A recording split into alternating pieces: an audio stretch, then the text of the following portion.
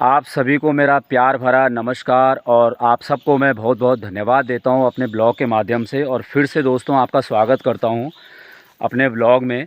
कई दोस्तों के कमेंट आ रहे थे कि आप और लंबे ब्लॉग बनाइए, तो दोस्तों अभी ज़्यादा लंबे ब्लॉग बनाने का मेरा कोई विचार नहीं है। अभी मैं छोटे ही ब्लॉग बनाऊँगा 5 और 10 मिनट के, क्योंकि ज़्यादा समय नहीं मिल पाता है। तो कई दोस्त ये भी कह रहे थे कि जो मेडिसिनल वैल्यू आपने बताई वो बहुत पसंद आई, तो उसके लिए भी आपका बहुत बहुत धन्यवाद। लगातार मेरे चैनल को सब्सक्राइब करने के लिए, पसंद करने के लिए, लगातार व्यूअर्स बढ़ ही रहे हैं दोस्तों। तो दोस्तों आज मैं जो ब्लॉग बनाने वाला हूँ वो बनाने वाला हूँ रिजर्व फॉरेस्ट एरिया में कितनी तरह की वेजिटेशन के साथ साथ कितने वाइल्ड ऑर्गेनिज्म होते हैं, वाइल्ड एनिमल होते हैं, उनके विषय में बताने वाला हूँ। तो दोस्तों चलिए आज आपको बताते हैं और शुरुआत करते हैं आज के ब्लॉग की। जैसा कि दोस्तों आप देख रहे हो, ये एक डीप फॉरेस्ट रीजन है, काफ़ी घना जंगल है ये। और इस जंगल में दोस्तों सिर्फ कोई एक एनिमल नहीं रहता, बल्कि बहुत सारे एनिमल रहते हैं इसी जंगल में। दोस्तों आपको वाइल्ड मुर्गियाँ भी मिलेंगे, वाइल्ड मुर्गे, जंगली मुर्गे जिनको कहते हैं। इसके अलावा इसी जंगल में आपको तेंदुए भी मिलेंगे। तो तेंदुए का बाहुल्य क्षेत्र है, यानी बहुत मिलता है यहाँ पे। अभी कभी कभार तो दिख भी जाता है, तो लोग जो है दूर से ही भागने लगते हैं। लेकिन आज हम आपको दिखाएंगे उस तेंदुए के अवशेष। तो तेंदुए के अवशेष दोस्तों अगर आपको दिखाने हैं तो ये मैं आपको दिखाता हूँ। ये यहाँ पे ये देखिए, तो ये दोस्तों ये जो खुरचा हुआ है ऐसे, तो ये तेंदुए ने खुरचा हुआ है अपने पैर से। तो कई बार जंगली जानवरों को अपना शिकार नहीं मिलता है, तो उसका गुस्सा ये कुछ इस तरीके से दिखाते हैं ऐसे खुरच के। तो जहाँ जहाँ ये ऐसे खुरचे हुए पॉइंट मिलेंगे आपको, वो सब उसी तेंदुए के निशान होते हैं। ये यहाँ पे भी खुरचा हुआ है। इसके अलावा आगे चलते हैं, आगे भी आपको दिखाते हैं आगे कहाँ कहाँ और किस तरीके का तेंदुए ने नुकसान किया हुआ है ज़मीन पे खरोच के। ये देखिए, ये चिड़ियों के चहचहाने की आपको आवाज़ आ रही है इस वाइल्ड फॉरेस्ट रीजन में। और ये देखिए यहाँ पे ये जो बड़े बड़े पत्थर लाए हुए हैं, ये जो गड्ढे किए हुए हैं, ये जंगली सूअर ने किए हुए हैं दोस्तों।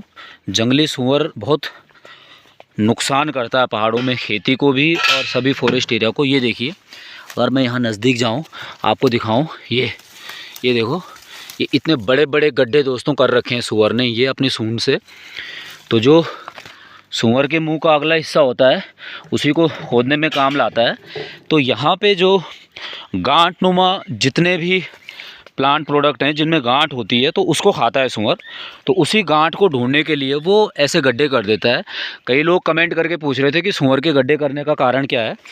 तो जो वाइल्ड बोर होता है, जंगली सूअर, वो गड्ढे दोस्तों इसीलिए करता है कि उसे जहाँ पे भी वो गांठ मिले। देखो यहाँ पे भी किया हुआ है, यहाँ पे भी बहुत सारी गांठें, ये यहाँ पे भी किया हुआ है। एक कोन मिला है दोस्तों यहाँ पे, ये पाइन कोन।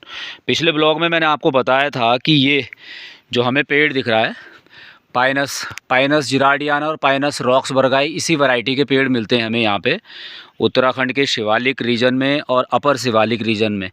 तो इस पे जो फ्रूट होता है इसका, ये इसको पाइन कोन कहते हैं और हमारी गढ़वाली पर्वतीय भाषा में इसको कहते हैं छेंतला।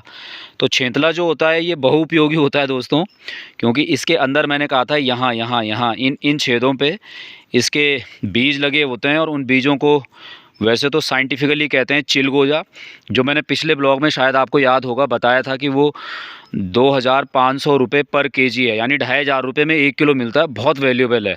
और उसके बराबर मेडिसिनल वैल्यू दोस्तों आपको जानकर हैरानी होगी, ना बादाम में है, ना काजू में है, और ना ही किसी पिस्ता में है। जितनी प्रॉपर्टी उसमें है उतना किसी में नहीं है।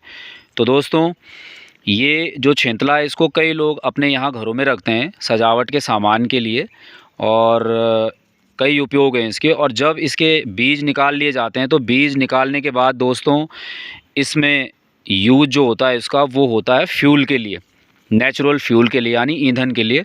तो जलाने के काम में लाते हैं इसको। बचपन में भी और आज भी हम थैले के थैले लाते हैं इसको भर के जंगल से, और चूल्हे में जलाया जाता है। तो सभी तरह का जो हमारा खाना पकता है चूल्हे में, कढ़ाई में या पतीले में, भात या कुछ भी बने, तो वो इन्हीं छेंतलों से बनता है। तो छेंतला नाम आपको नया लगा होगा कैसे, इसमें कई छेंतले दिख रहे हैं ऐसे, एक वो दिख रहा है, एक वो दिख रहा है, एक वो वहाँ पे है। तो अब तो ये बहुत ज़्यादा है, क्योंकि लोगों का इस फ्यूल पे अब निर्भरता बहुत कम हो गया। पहले इनका बहुत उपयोग होता था, लेकिन अब इतना ज़्यादा नहीं रहा। आगे चलते हैं दोस्तों। ये दोस्तों ताज़ा ताज़ा अवशेष मिला है सूअर का और साथ साथ तेंदुए का। ये देखिए कितनी गहराई से उन्होंने खुदाई कर रखी है यहाँ पे ये, और बहुत नुकसान किया हुआ है दोस्तों यहाँ पे, और कई प्लांट भी उखाड़ लिए हैं। ये यहाँ पे दोस्तों मैंने एक संतरे का प्लांट भी लगाया था। ये तो एक कांटे से बचने के लिए इसमें ये झाड़ियों से ढक